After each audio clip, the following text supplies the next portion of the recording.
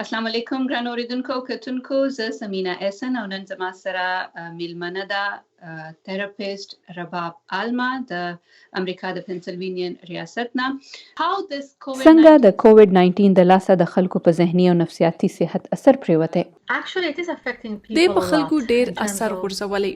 خلک په کورونو کې بندي د یو بل سره رابطه نسته، د خلکو عام ژوند ختم شوی. دا هر څه د احساساتو سره تړلي او ډیر خلک کوشش باوجود هم خپل احساسات نسی بیانولای. دویم شی د دې بدلون وروسته خفګان دی چې خلک ورسره مخ دي. خلک دا تپوسونه کوي چې کله به خپل ژوند بیا پیل کی. دویم شی په کورونو کې د ننه د تاوتریخوالی دی. د لاک ډاون مخکې به کچري په کور کې د ننه تاوتریخوالی راغلی نو خلک به ملګرو لاړل یا د خاندان نورو خلکو سره به ولیدل، خو اوس داسې نسی کېدای. خصوصا ماشومان په کورونو کې قید دي او زیاته د فکر خبره داده ولی چې هغوی سره د خبرو کولو څوک هم نسته. په دې حالاتو کې هر څوک جذباتي دي نو په کور کې دننه تاوتریخوالی زیاتیږي. The cases are increasing as the media reports due to the lockdown and domestic violence. تاسو په کور کې دننه د تشدد خبره وکړه. څنګه دغه حالات په کور کې دننه د تشدد سبب جوړېدای شي؟ Usually when it comes to abuse it's a pattern. So people usually د نن سبا حالاتو په وجه په کور کې د ننه د تشدد پیش زکه زیاته سوي چې کم کس تشدد کوي هغه په کور کې د کښینستو څخه کارجن سوي او د هغه کار هغه خپل غیر چاپیره خلکو باندې وباسي. مور او پلار هم ماشومان سره په چغو او په وهلو ټکولو خبرې کوي. د تشدد سره مخ کس یا ماشوم نه پوهیږي چې چیرته لاړ شي. چلی تهیرپی یا په ټلیفون سلام مشورې په دې کې مرسته کولی شي. خو مسله دا هم ده چې ډیر خلک په کورونو کې داسې ځای یا وخت نه لري چې د یو مشوره کوونکو سره خبرې وکړي. په دې حالاتو کې بیا ځینې خلک د ګاډیو څخه خبرې کوي، ځینې خلک په المارۍ کې پټوي او په ټلیفون خبرې وکړي. خو که د مسلمانې ټولنې ذکر وکړی سي نو ډیر کم خلک په دې موضوع خبرې کوي. What is your experience? تاسو څه ګورئ چې امریکا کې اوسیدونکي مسلمانه ټولنه کې هم په کورونو کې دننه تاوتریخوالی یا تشدد زیات شوی؟ هغوی هم تاسو ته ټلیفونونه کوي؟ So Muslim community is not an exception.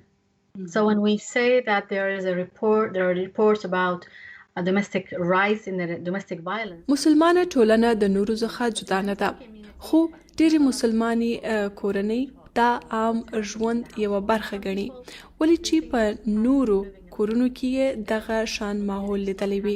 دلته په امریکا کې موږ خلک په دې پوه کوو چې کم عمل کورنۍ تشدد دی او کم نه دی، او که چیرې هغوی د یو تشدد عمل سره مخ سي نو د چا سم مرسته غوښتل پکار ده.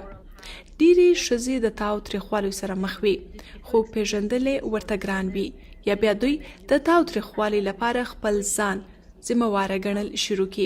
نو زما په خیال بیا یو پیغام خورولو سره خلک په دې پوهه دی سي. How much percentage you see? په دې حالاتو کې تاسو ته د مشورې دپاره راتلونکي مریضانو کې څومره اضافه شوي؟ که هغه د ذهني دباو دپاره او که په کور کې دننه د تاوتریخوالي په لړ کې؟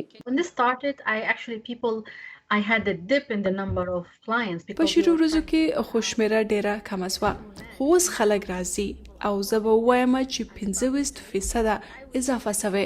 What is your advice to your patients? تاسو به خلکو ته په دې حالاتو کې څه مشوره ورکوئ که څوک د ذهني دباو یا د تاوتریخوالي یا د نور څه نفسیاتي مسایلو سره مخ وي؟ I would say first you want to name the feeling that you're experiencing. So a lot of people are ټولو څه اول هغه احساس ته نوم ورکوي د کوم څه چې تیریږي یا یې محسوسوي. ډېر خلک نن سبا د غم یا خفګان سره مخ دي. احساس پیژندلو وروسته تاسو دا ومنئ چې دا یو حقیقت دی او تاسو د دې سره مخ کېدای سئ. په ټولنه کې زیاتره تاسو ته ویل کیږي چې د نورو خیال ساتئ، خو د خپل ځان خیال ساتل هم ضروری ده. دویم دا چې موږ ته ځان لپاره څه نه څه کار یا میشن لټول پکار دی چې عادي ژوند کې دا مرسته کولی سي. لکه لیکل کول.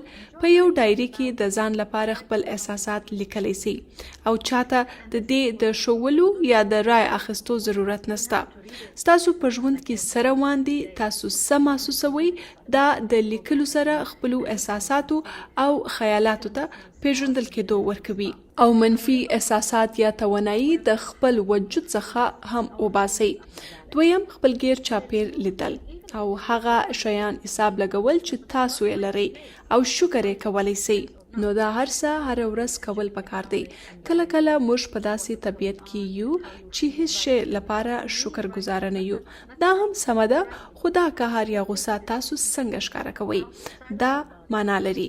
آیا تاسو دغه غصه خپلې کورودانې باندې وباسئ او که تاسو بهر وځئ ورزش کوئ ځان په نورو مشغوله کوئ. تاسو ژړا هم کولی سئ سړي هم ژړلی سي. هسې خو زموږ په کلتور کې د سړو او هلکانو ته د ژړا کولو اجازه نه ورکوو خو یو انسان په حیثیت هغوی ته هم د خپلو جذباتو د اظهار موقع ورکول پکار ده ګنې نو دا به د هغوی لپاره تاوان وي. Do you think that this ستاسو په خیال کې د لاک ډاون دغه وخت ختمېدو سره به هر څه سمدستي په معمول راشي او که لږ وخت به اخلي؟ It will take time. So what's happening now? دا به وخت اخلي چې هر څه نن سبا روان دي. دا به په ذهني توګه موږ همیشه بدل کی. دې وخت څخه د نړۍ هر یو تن تیریږي. دا به زموږ نظریه بدله کی. هر چا لپاره معمول ته تلل جلا جلا معنا لري او هر څوک په جلا جلا طریقو یو شیسته عکس العمل شي. کېدای سي د دې اثرات زموږ نسلونو پورې وي. موږ ته ځان تیار ساتل پکار دی. موږ ته حالاتو سره ځان سمول او ځان له وخت ورکول پکار دی. هر څوک څه نه څه صلاحیت لري او دا یو ښه وخت دی چې هر یو تن خپل پټ صلاحیت او ځان په هکله ښه او مثبت خبرې خپله ډایري کې ولیکي.